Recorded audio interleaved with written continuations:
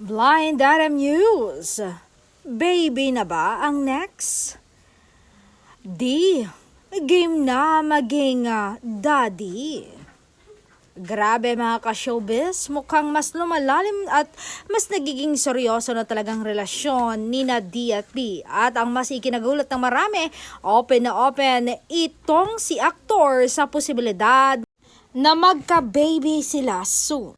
Sa interview nila sa isang Showbiz Insider, walang kemeng sinagot ng aktor ang tanong tungkol sa pagkakaroon ng anak at alam niyo ba ang sinabi niya? Why not? Sana kung maibibigay, hindi ba?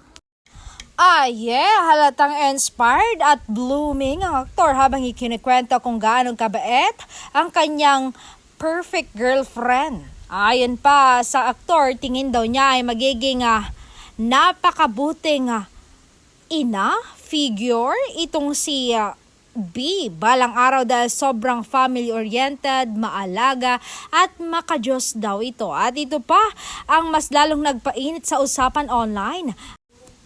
Hindi raw niya maipaliwanag pero sobrang gusto na raw niya nga maranasan na magkaroon ng sariling anak at bumuo ng pamilya.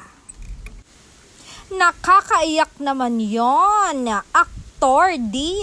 Pero wait, mas may pasabog pa. Kahit hindi pa raw kasal, okay lang kay aktor na magkaroon na ng baby. Yes, you read that right, mga beshi. Hindi raw issue sa kanya kung mauna ang pagiging daddy bago ang wedding bells. Basta handa sila emotionally at mentally. Marami tuloy netizens ang kinilig at napaka-comment ng CD talaga ang jackpot.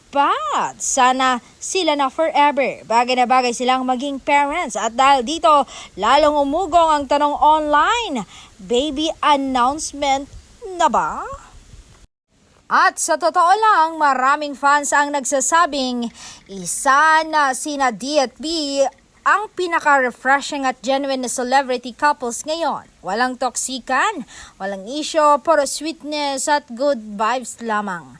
Kaya naman sobrang excited ang supporters nila kung ano pa ang next chapter sa kanilang love story. Waiting ba, baby? O baka parehong surprise? Ikaw, ano sa tingin mo? Ready na bang maging daddy si D? Bagay bang maging daddy si D? At papayag ka bang mauna ang baby bago ang kasal?